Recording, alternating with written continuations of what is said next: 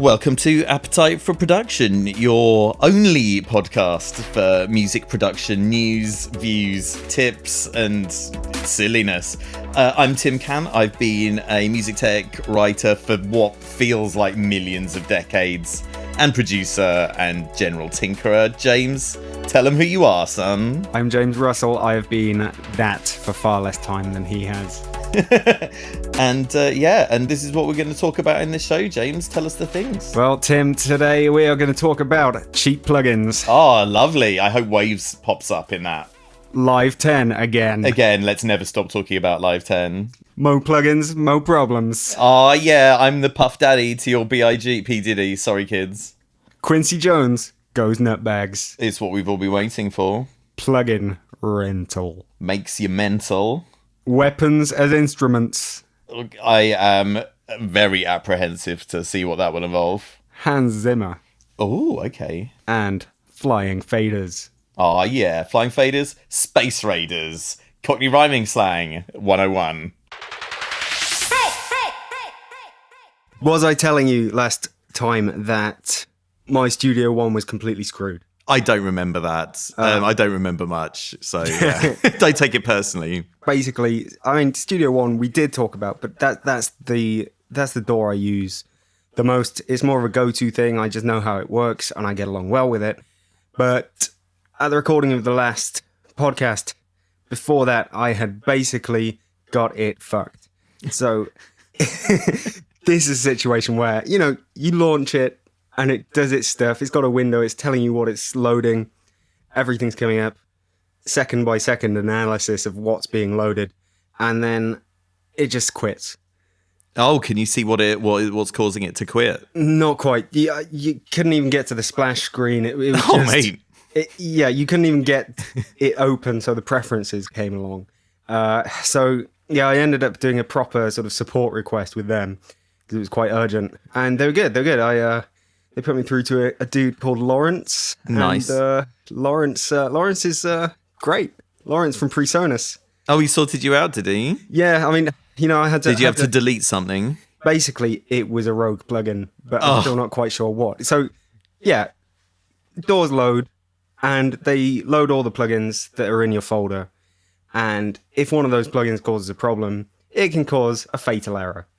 Oh, that doesn't sound good. And so what you have to do to sort the problem out is to go through your entire plugins folders, all of them, VST folder, VST3 folder, AU folder, and all the stuff on your user account times 2. What? That doesn't sound right, because I was playing with Cubase the other day, and I reinstalled it or something like that, and I ran it for the first time, and it came up with a list of the plugin, like the rogue plugins or whatever. So Studio One doesn't do that then. They do sometimes do that, but this was clearly so rogue that it just. Oh my everything. God! Like ultra rogue. Oh my God! So what a terrifying plugin! You had to delete or move all your plugins to the desktop. That doesn't sound realistic. What? This is what Lawrence told me. Okay. And you had to do what? You had to test every single one or something. You have to take them out.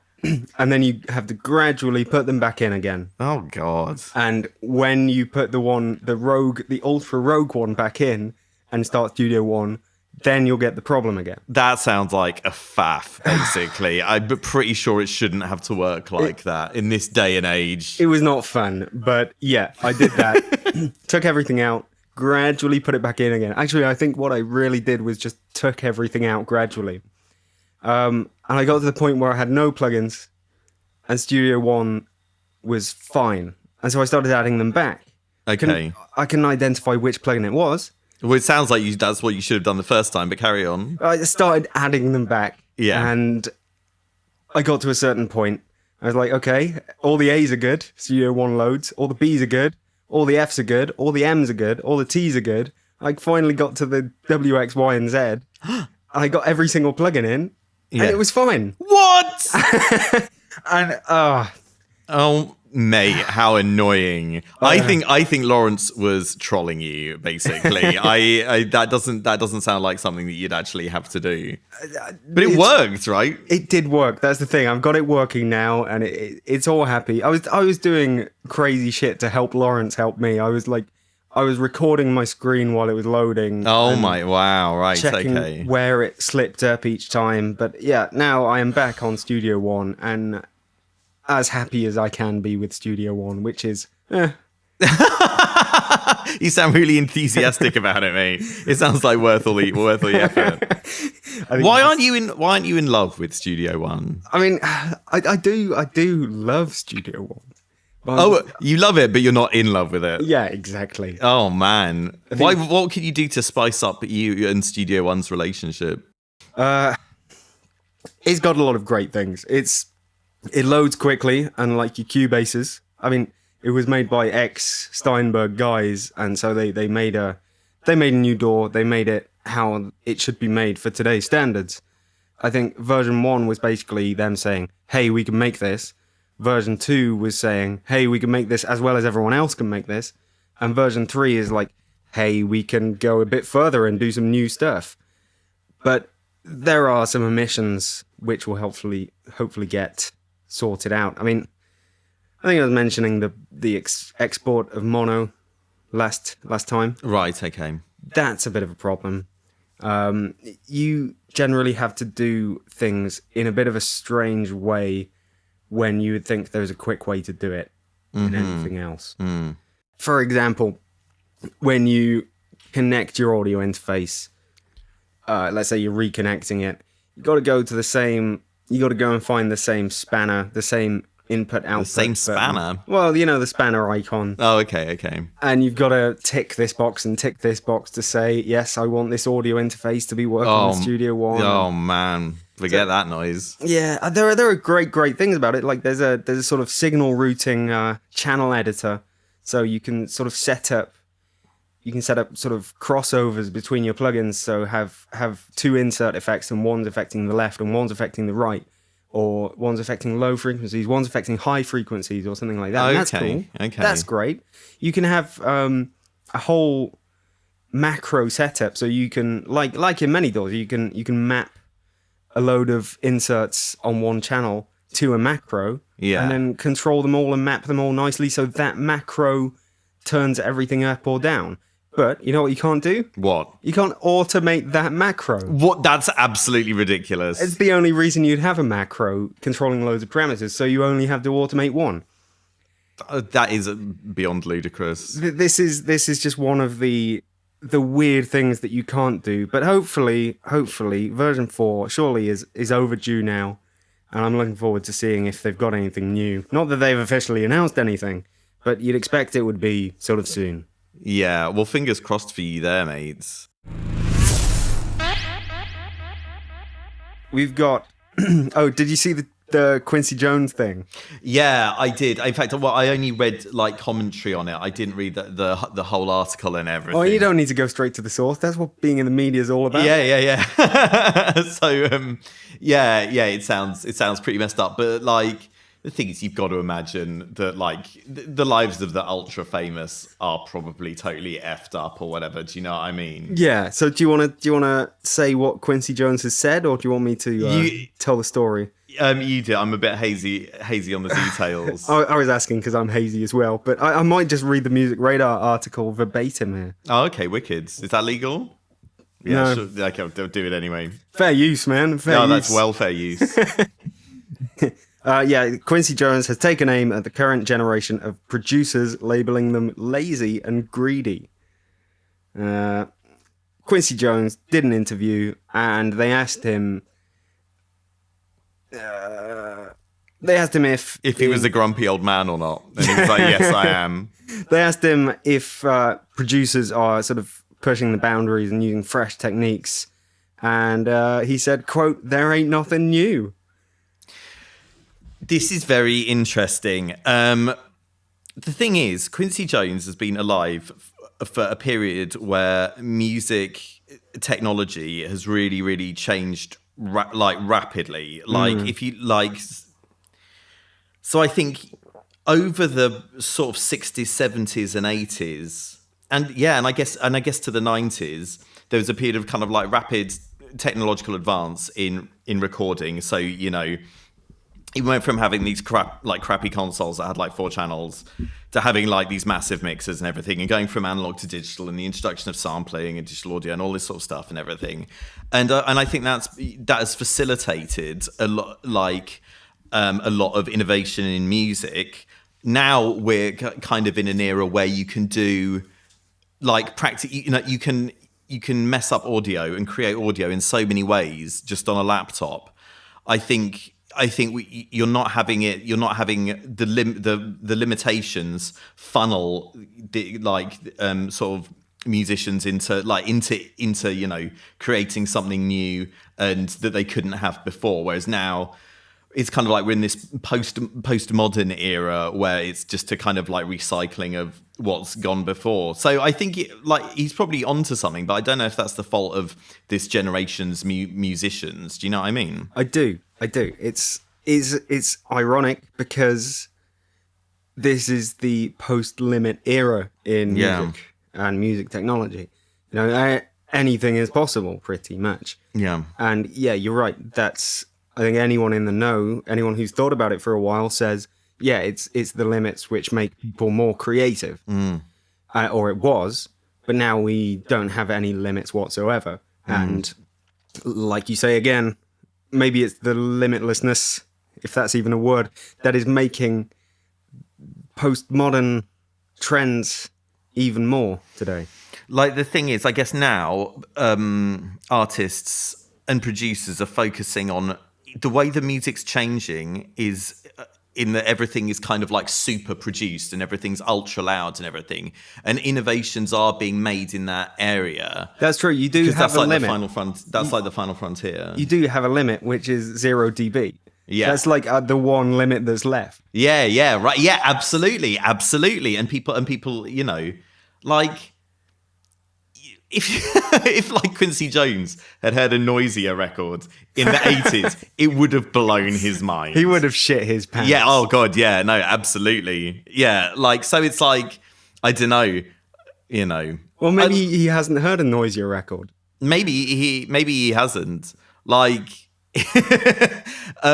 Like Neuro. The sad thing about Neuro is it was just like the most crazy batshit thing when it came out in like the sort of mid-noughties, was I think when it's fair to say that kind of Neuro began identifying itself as a sort of thing. But it kind of just like stayed doing the same thing. It was like really ahead of the game.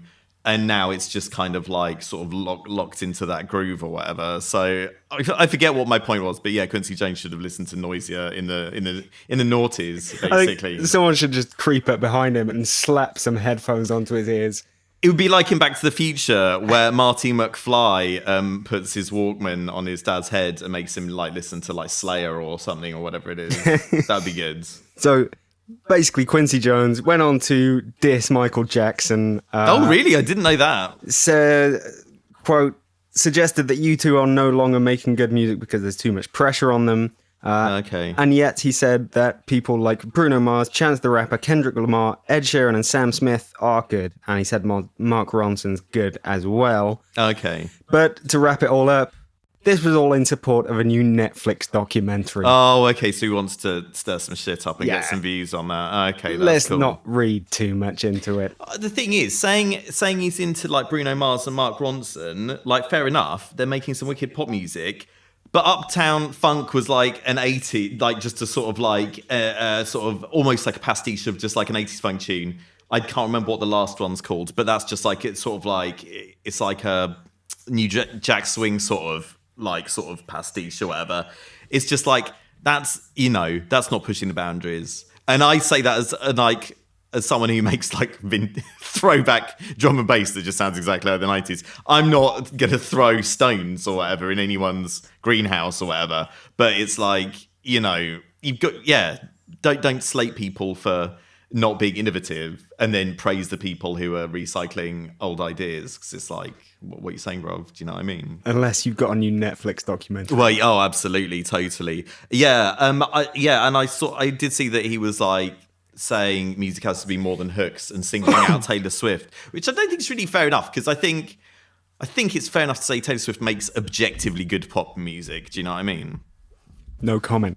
You're so elitist, James, honestly.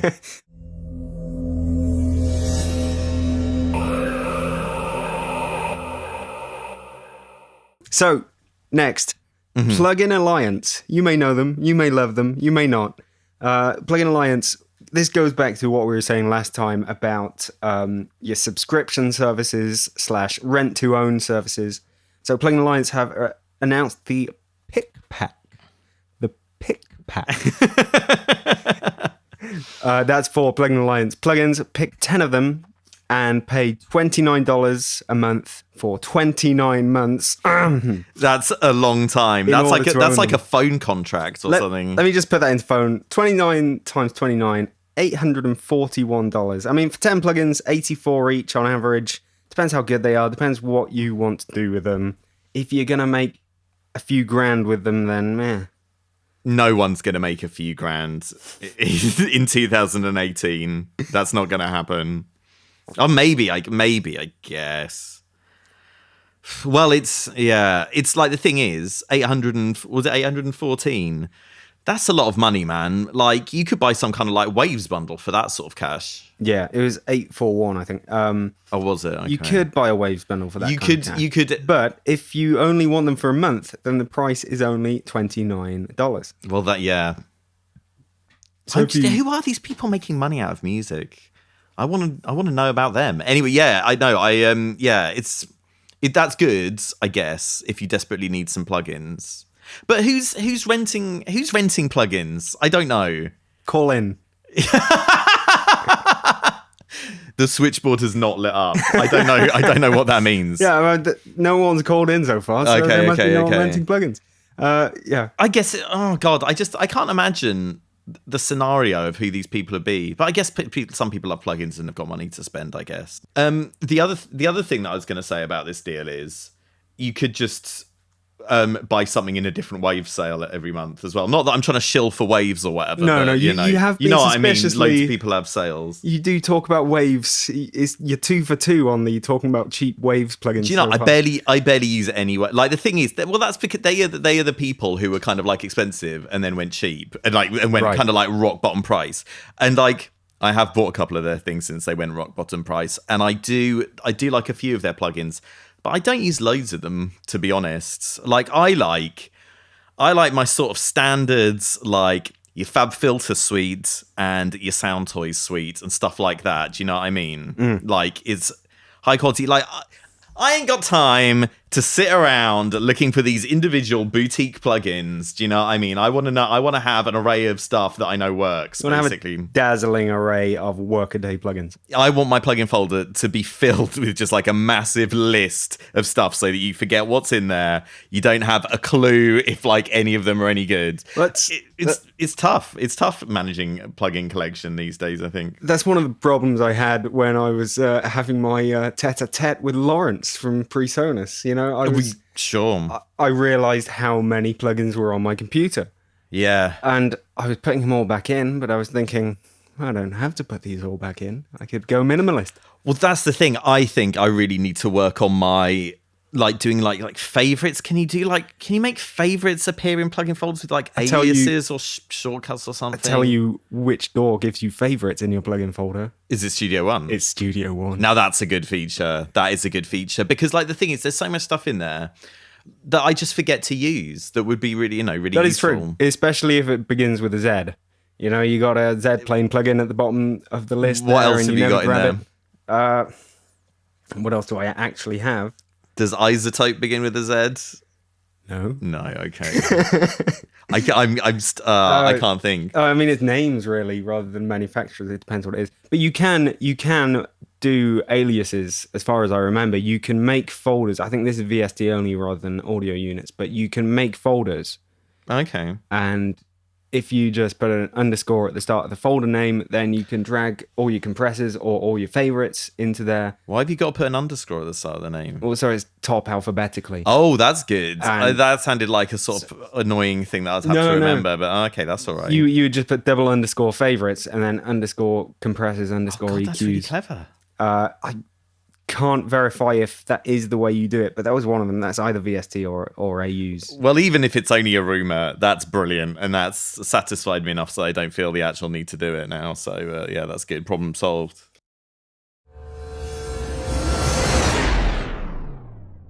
Waves you keep mentioning waves. Let's get waves. What, now you're bringing waves up? I want to get waves out of the way. Okay. So you have been talking for a while. You've been alluding God, have I? the falling price of plugins in general. Oh, So yeah. You started off with waves. Talk about the generalities here. Everything Waves used to do was really expensive, and then suddenly they were like, right, we're just going to have loads of sales all the time and sell stuff dirt cheap. And I think that encouraged other people to have sales as well and to kind of like look at their pricing sort of stuff.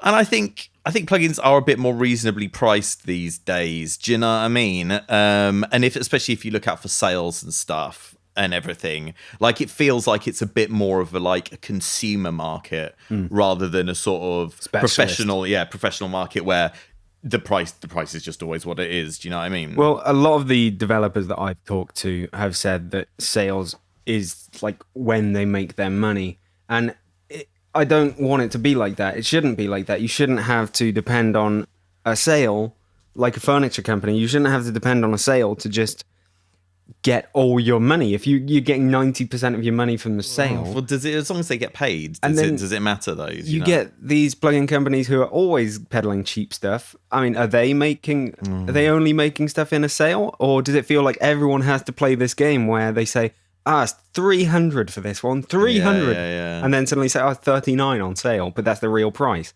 It's what happens a lot in modern sort of economics and retail economics, and I don't like it. Well, it's annoying, and it just means you have to go through the game of playing the savvy consumer, I guess, which is a bit of a pain in the bum. But if it means we get cheap plugins, do you know what I mean? Like, I'd rather fork out for a Waves plugin that I've seen like people whose production I admire use, and I know that that's something that I'll definitely end up using, rather than like trawling through all these websites of like these little indie guys or whatever, and their plugin might be amazing or it might be rubbish. Yeah, you know? Maybe this is the argument for renting plugins. Oh God, I just like the thing is, if I'm going to rent plugins, I want literally everything. I don't want to have to like $29 a month or whatever. And like, I guess that's buying really. But yeah, I got enough subscriptions now, man. I need to start cutting back on subscriptions rather than renting more stuff, basically. It'll be like Blockbuster for plugin. Oh God, that sounds horrible. Go to Plugin Buster and grab something for the night. Grab a right, okay. Cozy compressor or. That's the thing. I want to make music though. I don't like. I guess it's tricky.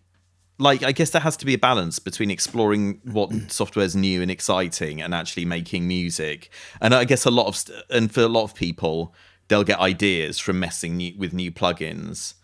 But like, I don't know. I've got a lot of plugins now, and I feel like they do all the stuff that I want and everything. So it's just too much hassle, too much money. Damn it.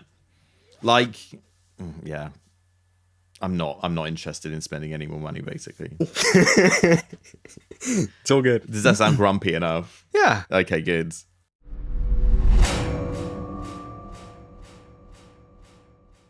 Just going to check the switchboard and see if anyone has called in about renting plugins. Doesn't look like it. No one rents plugins. Okay. Okay, finally, the only other big-ass thing I could see in the news is a little plugin by a new developer. I believe they're based in Edinburgh, Krotos Audio. They have made a plugin called Weaponizer. Okay. Now, this isn't your average music production plugin. Just a bit of a disclaimer here. But I like the idea because it's more of a sort of games sound design plugin. But so it's explosions, basically. I don't think it's even that. It's weapons. Oh, it's like weapons. Just like gun. Swords. Oh! Scabbards. Okay. Right. Perhaps arrows. I don't know. If I made it, I'd definitely get some arrow sounds in there. I'd get the swooshes. Yeah.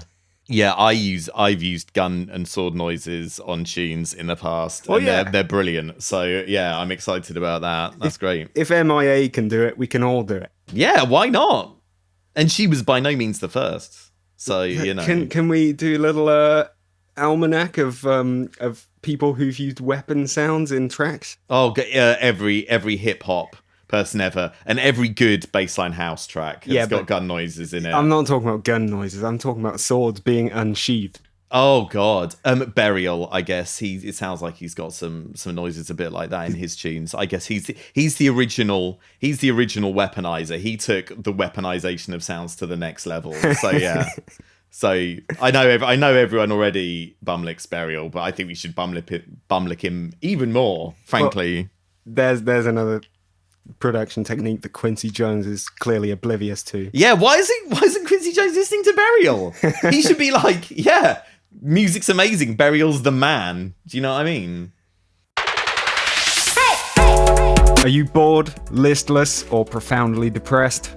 Then don't bother seeking medical professionals. Just find us online. On Facebook, you can find us by searching Appetite for Production Podcast. On Twitter, we aim to start spouting Baal as soon as possible at A4P Podcast. That's the number 4. We're on Reddit as well, potentially. That's going to be exciting to find out if we manage to sort that out. Appetite for Production. Check out Reddit or check out our glorious website, which is a4ppodcast.com, and find all these links and more. And yeah, don't forget to look at our YouTube channel for the video version of Initialize This, the humiliating feature that James dreamed up in a nightmare. Let's talk again about Live 10, because we mentioned it sort of briefly, and since then it has officially been released, and I believe you have installed it. I did install it.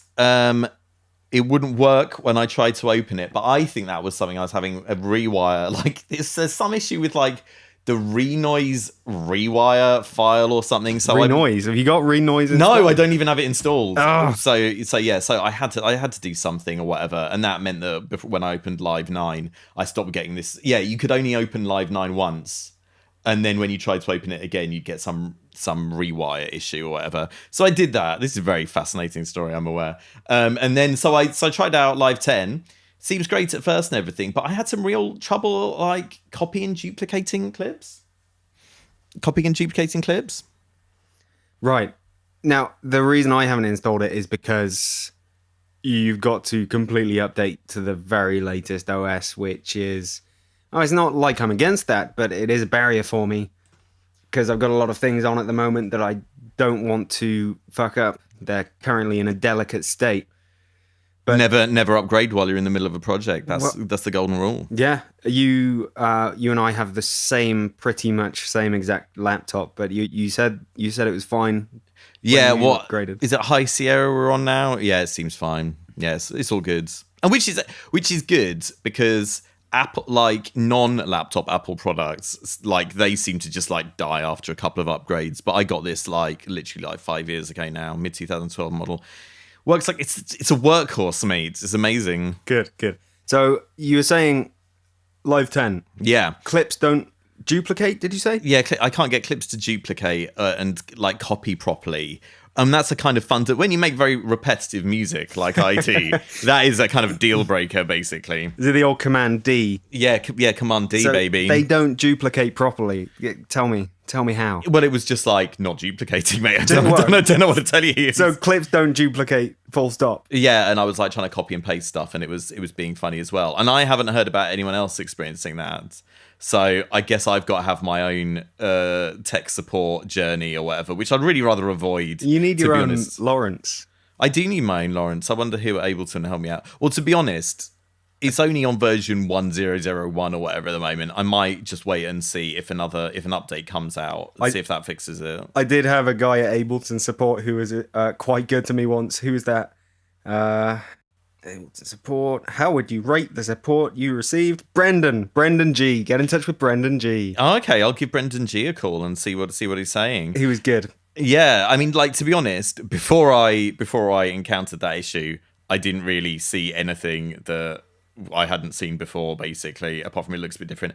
Oh, and I'm not sure I like the way the automation stuff works now. It seems like a bit of a faff. Maybe when I get used to it, it'll be fine. And as long as, because I think that was, I was having trouble with the copy and duplicating, and I thought that might be because the automation lanes were up or whatever, but nah, I don't think so. So yeah. So is that really the only problem you've had duplicating clips? Well, yeah, but it's a big issue. Oh, it is. Yeah.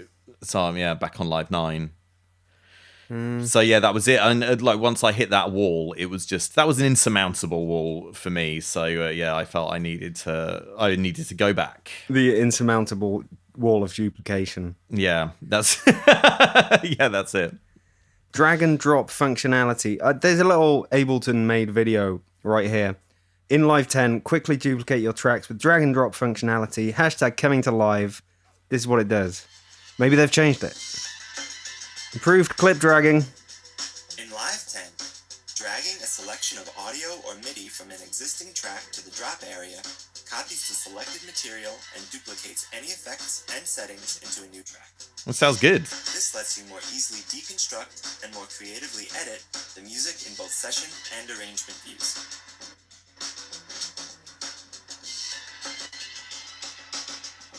That doesn't tell me anything. But I do have to say, the new font in Live 10, I both like it and dislike it. Like, I think I like the font itself, but I don't like its use in Live. But I'm sure I'll get used to it.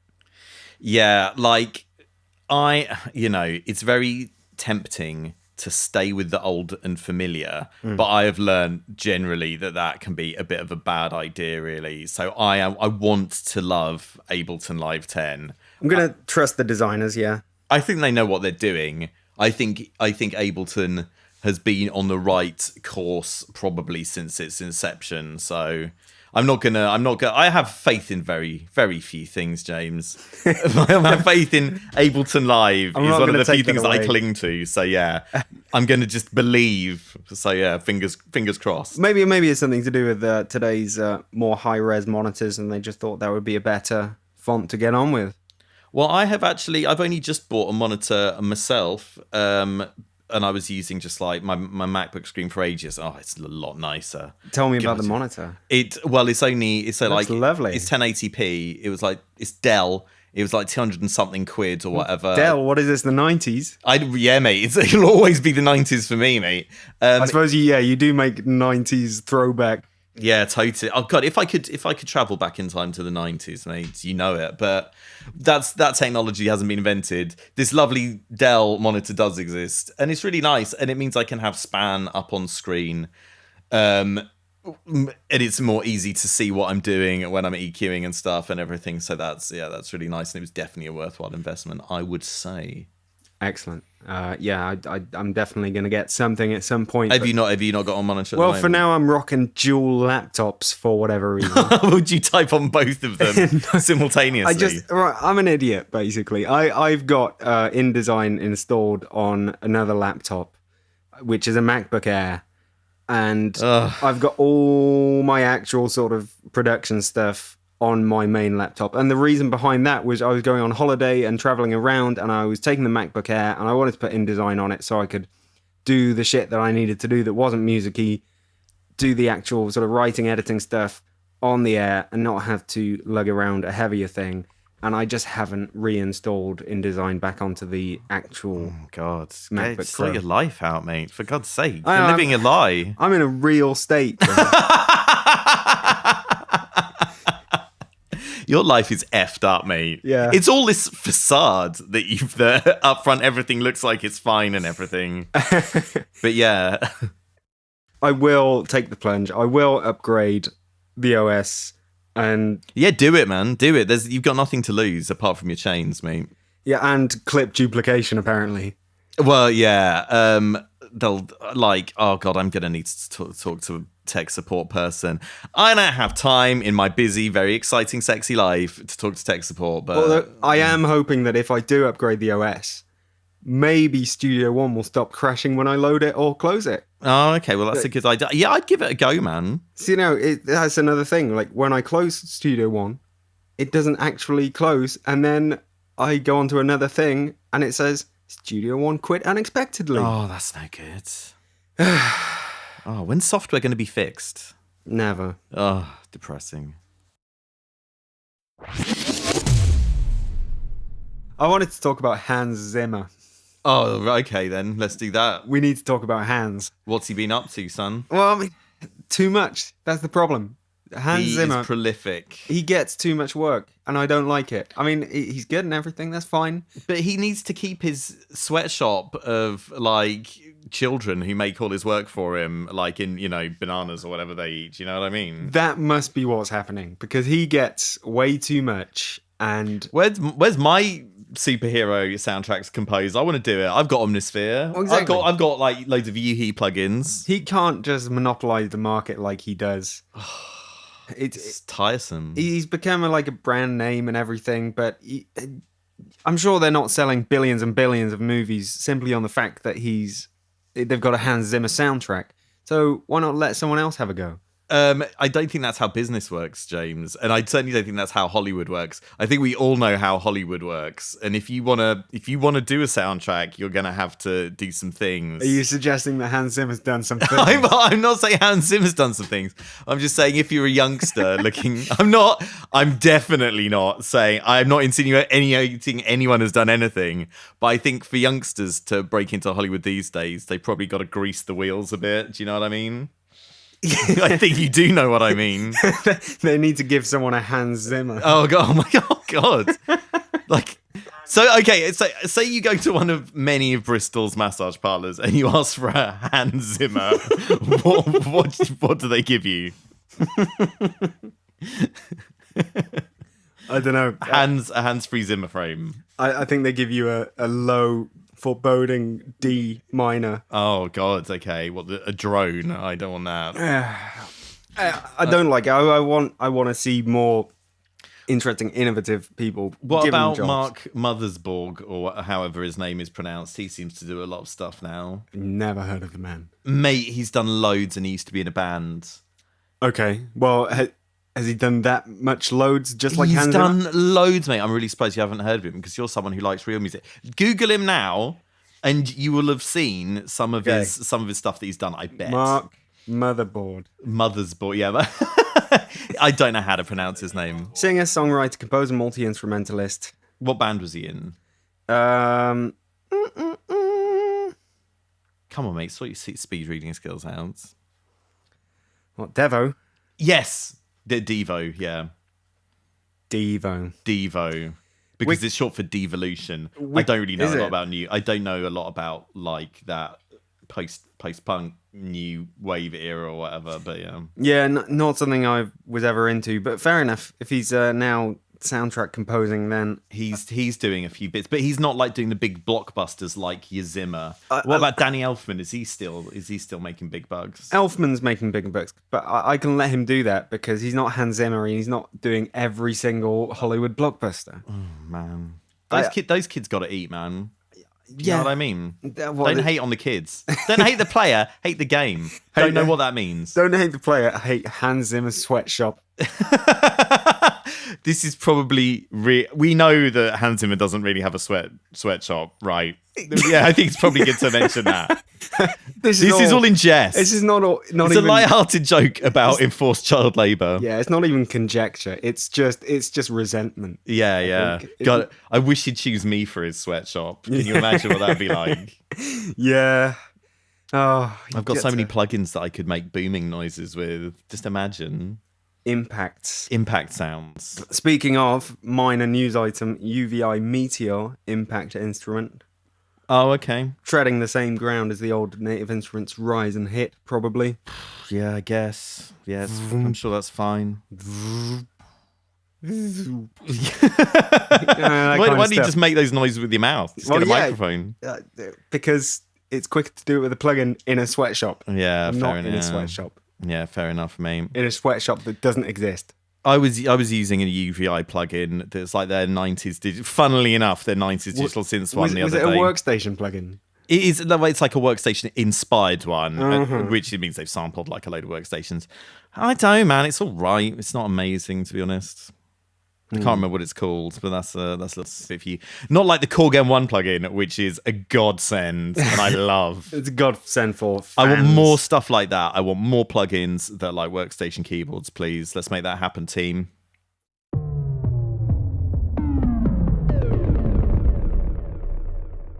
So we are, hopefully by the time people hear this, hosting this on SoundCloud. God, let's hope so. Well, let's hope SoundCloud is still available. Still there in a few weeks' time, yeah. I'm going to make sure I keep a very strict backup of all of these episodes. Because SoundCloud has not had the most stable history, I guess. Yeah, I'm actually...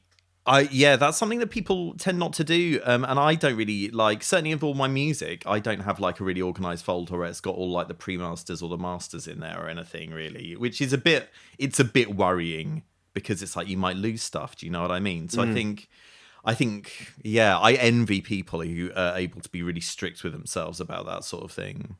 Actually, I've got all the projects, but it's like, will my old Windows PC live projects load up on my old Mac? I probably don't even have the same plugins installed. Do you know what I mean? So Very true. That's not really foolproof solution. Yeah.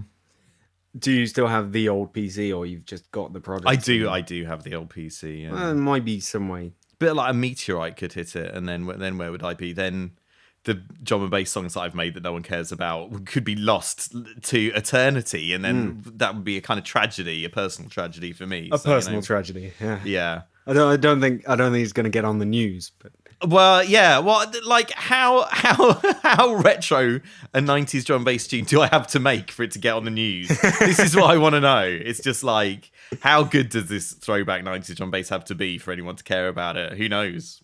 that's it. That's the eternal question, isn't it? Yes. I mean, it's, are we going to start discussing art now, James? Let's do it. What is art? Let's pull back. What's the point of art? I'm pulling this back. This is all meaningless. No, let's not go down this rabbit hole. Oh God, my life's a meaningless sham. Question. Yeah. Okay. Question. Yeah. Okay. Alexa, Okay. Siri, Yeah. all that shit. Yeah, man. Does anybody actually use that? People talk about it a lot on the internet. I see people on Reddit talking about their Alexas, whatever. I don't know, mate. Oh, God, sorry, I just hit my pop shield then. I don't know, man. Like they're on your phone anyway, or whatever. And like, I don't know, Siri's not that useful. Do you even use the one on your phone? Don't really use the one on my phone. You can set reminders with it. Yeah. What? By speaking the reminder? You just say, Siri, remind me to like wash the dishes at 10 o'clock or whatever. There's a little insight into my life, guys. I just think it's a level of technology that isn't properly thought through in terms of who's actually going to use it. I don't know, maybe if you're like a little old lady and you don't really like using computers, it's a bit less threatening to ask Alexa to do something. But yeah, I can get with that. But But I'm not exactly going to use it as part of my technology-driven lifestyle. No. Mate, I tell you what, I think stuff's getting too integrated because every time my phone rings, my iPad rings, and my freaking laptop rings out of my studio monitors. So it's like I go a little bit crazy every time, which thankfully doesn't happen very often. I hope it's the same ringtone. It is, and it's coming out of sync. And is like it could be stereo speakers 4 different points in the room. Is it by any chance the standard default Apple ringtone that everybody has? I think it is, but it's brainwashed me, so I can't even remember what my ringtone is now. Do you remember the days when everybody had a different ringtone? Yes, I pine for those days. I used to have the honky tonk piano, and then I had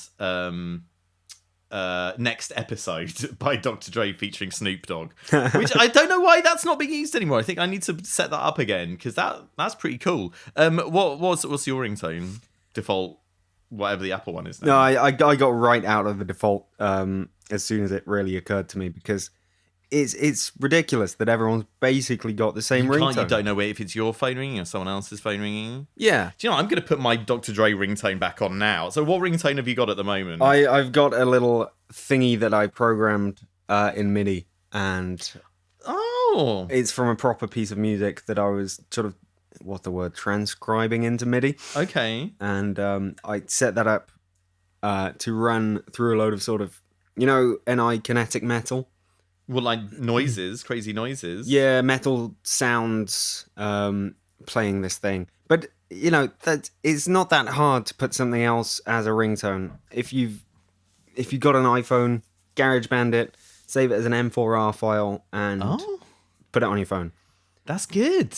And then you don't have to be the same person with the same ringtone. That's wicked. I do have Obi-Wan Kenobi from like episode 3 or something saying hello there for my text message ringtone or whatever, which is pretty good. That's a step in the right direction. Yeah, okay. Well, that's a good tip about GarageBand as well. Back in the day, you remember when the Nokias came out, like the first ones that had polyphonic ringtones? Yes. I composed my own ringtones in MIDI for that or whatever.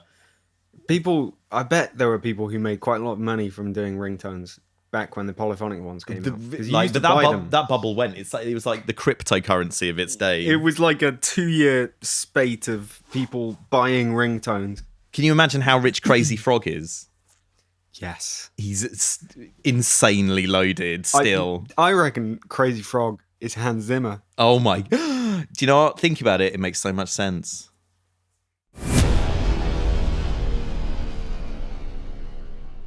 I've got a complaint about the world of music production software. Lay it on me, James. I need undo functionality in everything. I thought there was undo functionality in everything. You talk about individual plugins. Yeah, everything. I need to be able to undo anything I do. Here's the problem. In live, you see, there used to be basically no undo back in Cubase days when I used that. Then I switched to live, and you can just undo anything in live. Mm-hmm. The only trouble is some stuff, particularly stuff that has its own undo stuff or whatever, there'll be like a million different undos for like sweeping and EQ and like FabFilter Pro, Q2 or whatever. That's true. I'm surprised that most DAWs now don't have this like undo that just works on everything. It's a shame because it's really, really useful. Do you know what I mean? Yeah, at the start when I was coming to proper DAWs from Reason.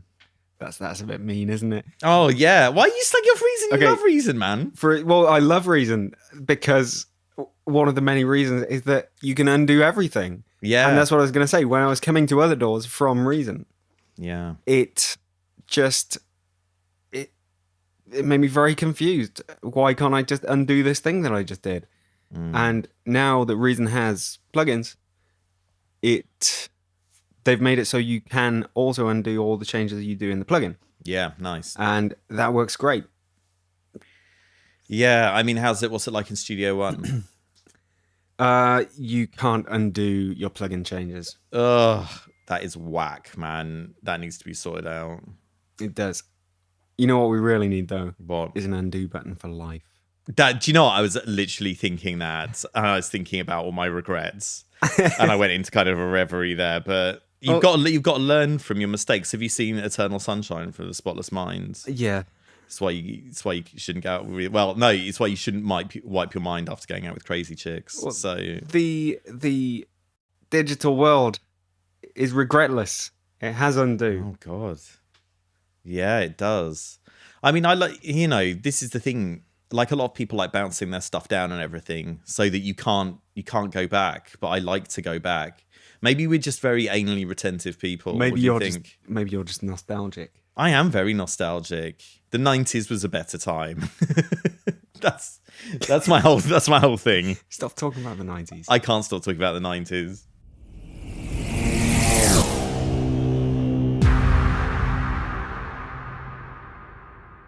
I want to talk about mechanical faders. Oh God. On MIDI controllers. What does that mean? Well, in my view, there's no point in having faders on your MIDI controller unless they are mechanical. What is a mechanical fader as opposed to a normal fader? Mechanical fader is one that moves with the automation, for example. Flying faders. Flying faders, my friend. Oh, okay. Yes, my very first mixing desk, which was like the Yamaha Pro 01 or something it was called. It was, not expensive, but that was one of the first sort of low end desks to have flying faders, and I thought it was badass, man. Right. And it is badass. And if you just have dummy normal faders, then you've got to have your latch and your all that sort of stuff and pick it. Oh God. And what happens when you change projects? And if you've set everything up differently in each, then everything's just going to mess up based on where your faders are.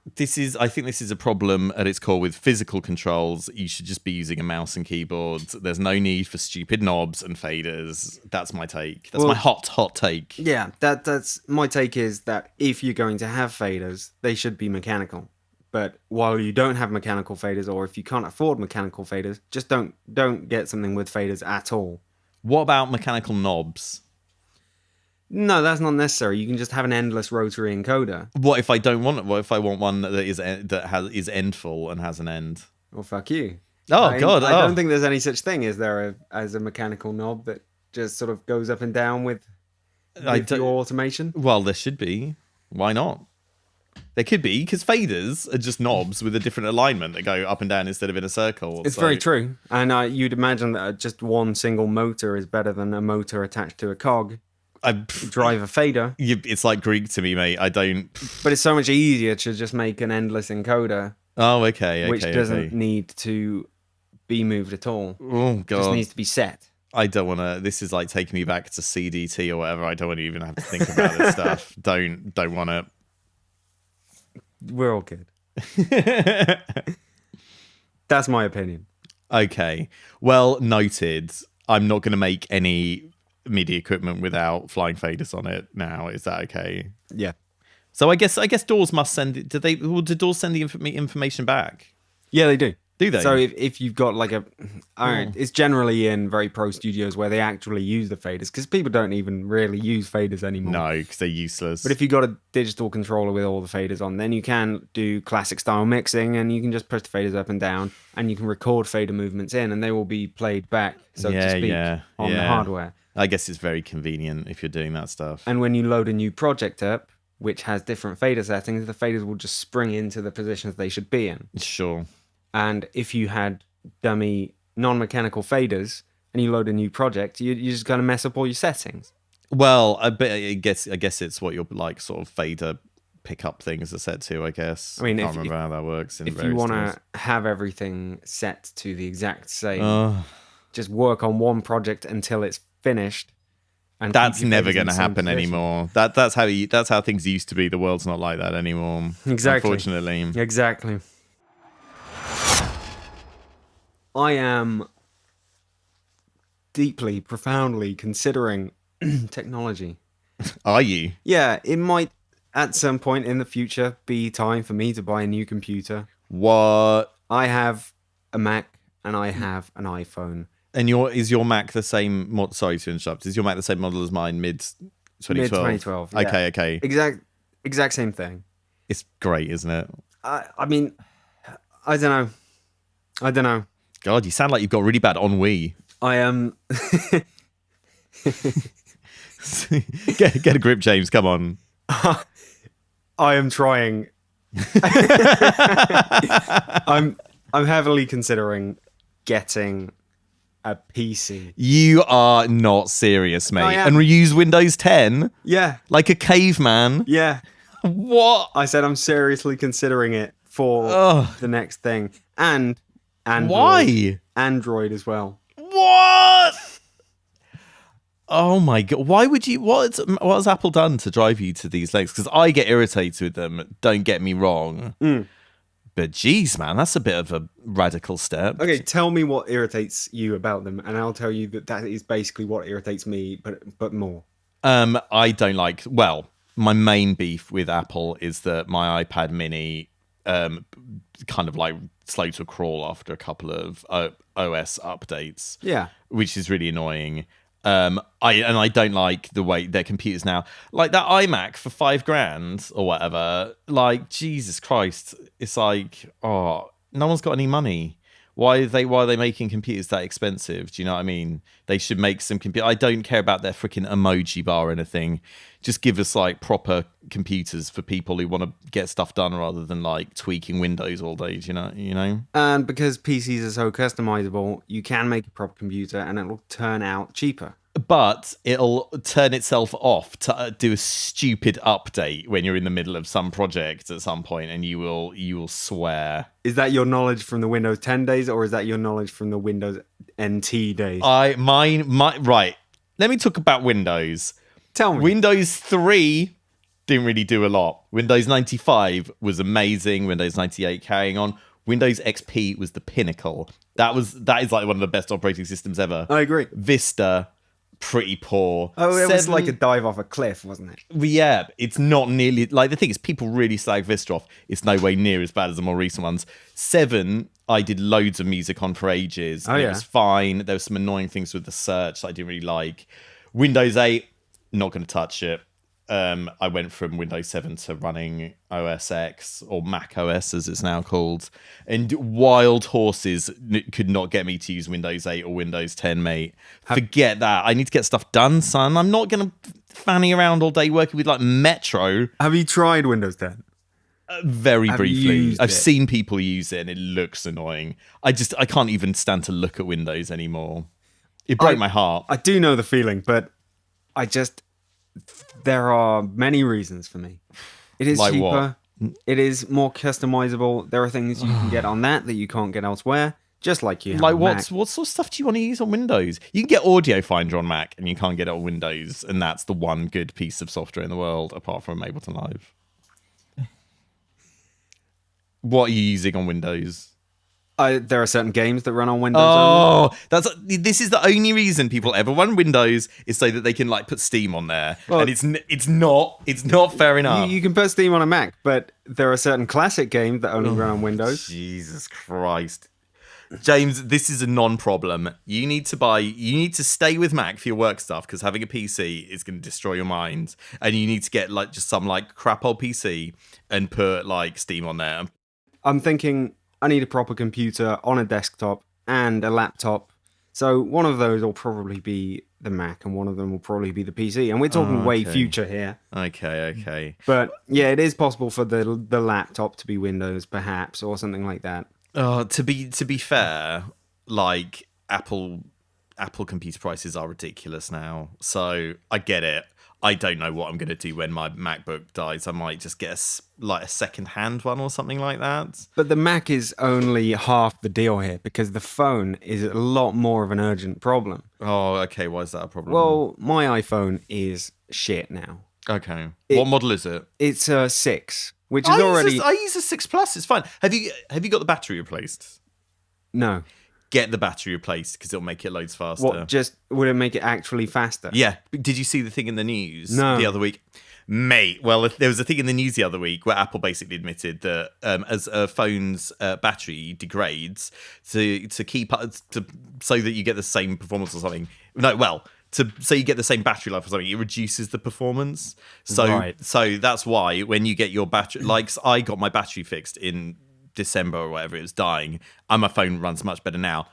Don't bother switching. Go to problems- iSmash and get your battery fixed. It was just running slow, just What real sluggish. problems? It was so. For example, you load up the web and it takes about 20 seconds to even get its ass in gear.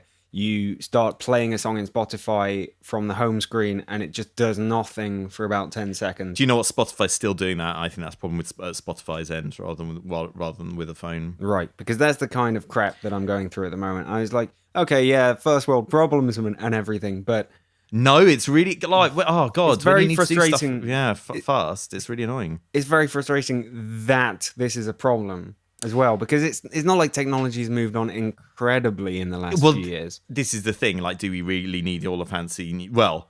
In speech marks, fancy new features of the latest phones? They don't really. There aren't really any killer apps. Like, I just need something that I can do web on, basically. Do you know?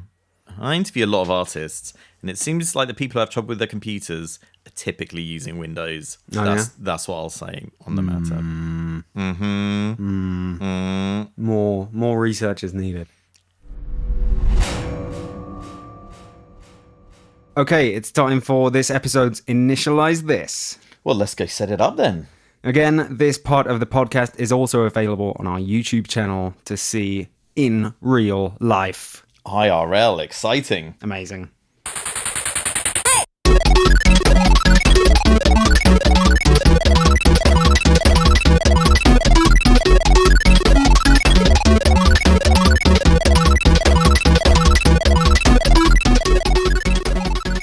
So, Here we go. Tim is currently trying to set up the Here we go. WS I'm not Music- trying, mate. I'm smashing Okay, you it. got it. The Trueno. Or is it Trueno or Trueno. Trueno. Is it Spanish for Trueno. hurricane or something? I'm going to call it Trueno. Okay. WS Music, is that right? No idea, bruv. Anyway, it's called Trueno. You may have heard of it. It is an analog synth inside a USB stick inside an Enigma. Inside a dream. It's the Inception synth. But yeah, it is literally an analog synth. But as obviously, when you put an analog synth inside a USB stick, it becomes digital. But everything has to become digital at some point, unless you're a complete purist. Yeah, and people who don't like digital are idiots, by the way, because digital is the future. So, what did you do? What problems were you having to get this running? Because you had your sample rate set at 48k, you muppet. True, when I had when I was originally trying to use it on my computer at home, I was on like Mac OS like 10.10 or something, and I had to update to a more recent version. So that was a faff in itself, but it's fine. I did all that. Everything's kosher. So it's up and running. At least I don't know if the firmware or driver is different now, but Trueno only works or worked based on the version I've got installed at 44.1 rather than 48. So that's something to watch out for. But you've got it hooked up now, right? Yeah, it's working like a thing. So basically, you plug in the stick, you bring up the plug-in for it, mm-hmm. You click the USB button to tell it that it's being activated by USB or whatever, and then you tune it. There's a tune button, and it takes a few seconds to tune itself up and everything. Because it's real analog, and there are things going on in there that I don't know, that are happening in the physical world. Question is it currently initialized? Yeah, it is. I thought I was just going to show this off or whatever, because I'm not seeing this blind. So shall I just show you what I know? Yeah, show me what you know. Okay, so basically you got 3 VCOs, 3 oscillators, and they've got a bunch of analog waveforms. So we're just listening to one at the moment. So we've got a saw, we've got a square, you've got a triangle, which is sounding nice, really nice and buzzy. And then you've got some digital waveforms. Hang on. Just tons. It's like, if you remember Albino from back in the day, it's like the spectral waveforms on there and everything. So that's all very good. Oscillator 3 is slightly different because it has a noise. Let's have a listen to analog noise. So all I've used this for so far is making analog noise sweeps. Because I use a lot of white noise sweeps, bruv. Who doesn't? So, do you want to hear some low-pass filtering? I do. So I think really do. This filter's analog, I guess? Yes. No, it must be, because it's fucking mental. And I'm going to turn the resonance. Listen to that. It sounds like wind. Ooh, it's piercing. Oh, I hope you sort the levels out on this, mate, because it's going to be horrendous otherwise. You want to limit it after or something. But that noise sweep, because I used it for the longest time, I was doing all my noise sweeps in Togu audio line Noisemaker. No, Uno 62 or 60 or whatever it's called, or whatever, which is fine and everything. But you've got your real analog noise going here, and it's got bandpass mode for filter. So, you know, if you like noise, you're in for a treat. I can't remember what the bits of it that are digital are. Are the envelopes digital? I can't remember. Everything else?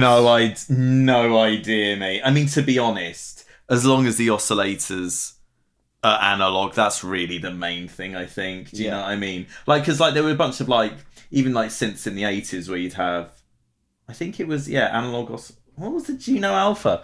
Oh god, I can't remember if it was analog oscillators or filter. It was definitely digitally controlled. There was something that was digitally controlled in there. With your little I think the oscillators were digitally controlled, and it was the filter that was out.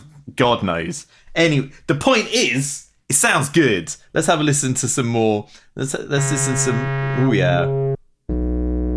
So yeah, and you really can tell the difference between this and a plug-in. Certainly, listening to it on its own, and there's you can do a bunch of modulation stuff and everything. Let me see if I can modulate the filter cutoff. That's something that people do, right? Oh, God. I believe they do. Okay, let me turn the NFO on. Oh God, come on. Oh, here we go. Yeah, listen to that. Now, you see, Now, what a lot of virtual instruments and effects lack is the LFOs won't go that fast. And what's cool about a lot of analog and hardware gear is that you can really crank up the speed of the LFOs and you get these crazy noises that you can't really get in software. So let's have a go with the... Oh, yeah. I mean, it'll only get up to 100 hertz, so you're not really getting that far into the audio spectrum, so you're not getting any fancy, like, sort of FM sort of stuff going on. But you can get a bit of crunch in there and stuff. Oh, God. That is clipping. Yeah, it's clipping, mate. But if you're not redlining, you're not headlining. Do you know what I'm saying? So, yeah. So, and also it's got some amplitude modulation stuff in there that comes from oscillator 3. So, hang on, I'll turn... You want to just turn the track down a bit? Nah, mate. I think Okay, I'm turning the output down there. Good man. Okay. Oh, God. Like, I haven't used this that much, so I can't... the amplitude modulation... Oh, you actually have to have it turned on. Oh, okay. So I see. So when you've got amplitude modulation on, oscillator 3 works as the modulator. It gets rid of the output for that, so that you don't have to like worry about that sort of stuff.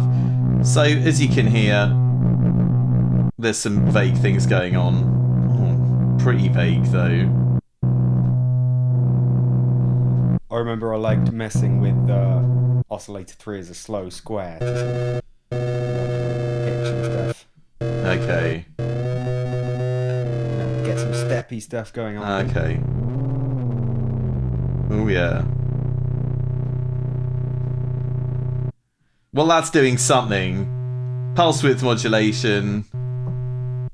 Oh, hang on. Okay, well maybe I need to set the pulse wave. Oh. Yeah, there we go. Alright. Let me change the modulating oscillator to... You can't really change it to a sine. Yeah, there's no sines, which is a bit of a bummer, but whatever. Oh, listen to that. There we go. I know how to work synths. So yeah, I mean, it's pretty cool, man. Oh, and you can also use oscillator 3 to modulate the filter cutoff. Oh yeah. And that'll go as high frequency as you like. I guess. Always Oh key god, track. yeah. Oh yeah. Take it off key track. I'll take you off key track, mate. How do I do that? Oh god. Well, maybe you can't. Well, whatever. It still sounds good. Fair enough. What I really want to do though is just detune some saw waves. Because I'm a junglist, baby, and that's what I'm all about. Here we go. Oh, what am I doing? Okay. Oh, God. This is not... Bear with me. Oh, the annoying thing is if you double-click a parameter, it goes to -1 rather than 0. Right. Which is a pain. It may have been fixed in an update, but I am running an old version of the plugin. Hang on.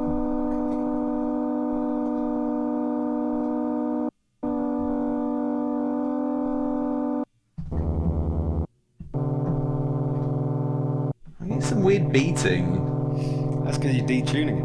Well, I know, but it's not sounding right. Oh god, hang on. Okay, I'm gonna reinitialize this bad boy. Initialize this. Yeah, initialize that. Okay. Oh, the Trueno logo is different colour. It's changed colour. What is going on? It was red before. It does seem a little bit like it needs a software update. It seems like there's some stuff that's a little bit fussy. I demoed it when the guy came over to show. Oh, you show might. it off. So well, maybe it's it was sort of around launch time. Oh, here we go. There we go. There we go. That's right. Maybe you just needed retuning or something because you'd habbed up the oscillator. I don't know. That doesn't feel like that. But anyway, it's pretty cool. There's there's delay and reverb. Yeah, that's definitely digital, isn't it? Yeah. Well, listen to that. That's the thing. If you wanted an analog reverb in this, you'd have to put a little spring in there.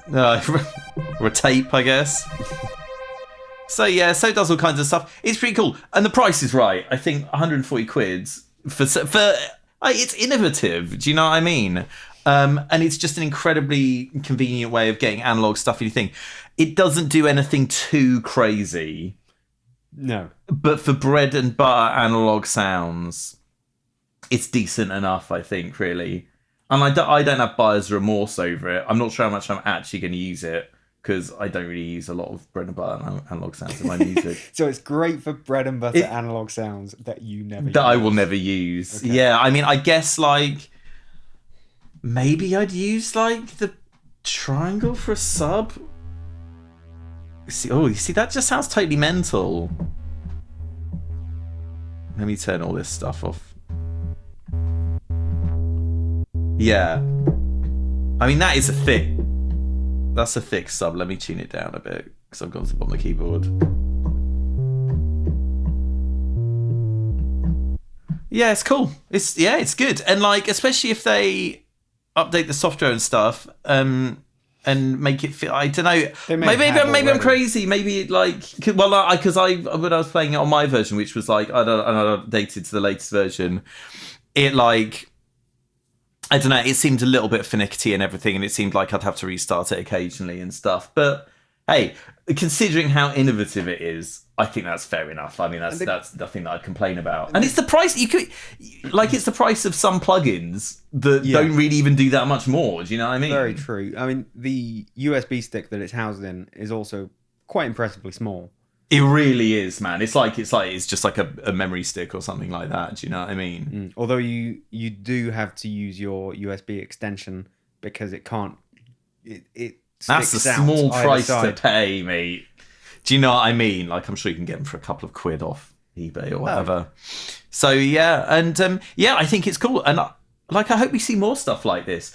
And what I'd like to see stuff that's like maybe even digital stuff. Like, what I really want is an Access Virus C on a USB stick. That's the dream. But yeah, I don't think that will ever happen, unfortunately. But like, and I guess it's a cool way. You can't pirate this synth. It would be called the Access Virus USB. Oh god, that would be so sick. Oh, I can dream, can't I? But yeah, so yeah, exciting prospect for the future. And I think definitely working. I think it's it's kind of impulse priced as well. It's not like, if you compare it to something like there's been a bunch of these sort of super cheap sort of analog things that were like a bit above 100. It's not much more expensive than that. It's more powerful, and it's got the convenience of USB. So I'd say it's worth, unless you're on the bread line, I think it's worth giving a go if you're interested. I had to say what I think feels very weird about doing it here, having an analog USB synth going into the computer that is then controlled by a MIDI controller. It feels very weird to me. It's just a very curious feeling, because you are using a big MIDI controller instead of about the size of an analog synth. Yeah. To control a tiny analog synth, which is USBing into the computer, which is being controlled by the MIDI controller. I think I prefer it that way.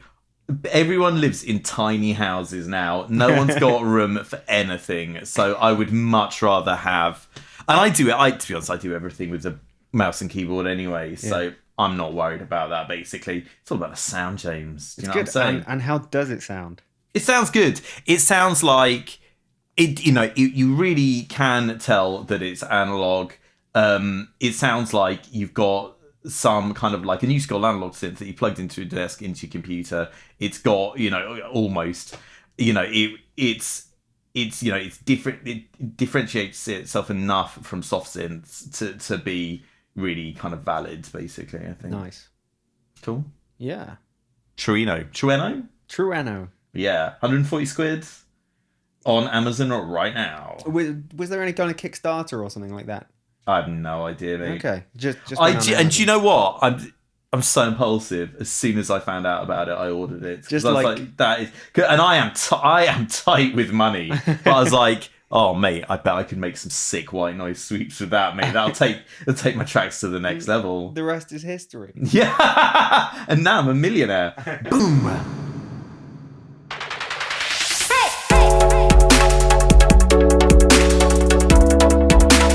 Well, James, that's the end of the episode. What are you going to do now? Well, I feel like sinking into a deep bath and breathing in. I am going to find a sensory deprivation tank and try and experience oblivion, I think. We'll catch you next time for more hot air about plugins and stuff. Later.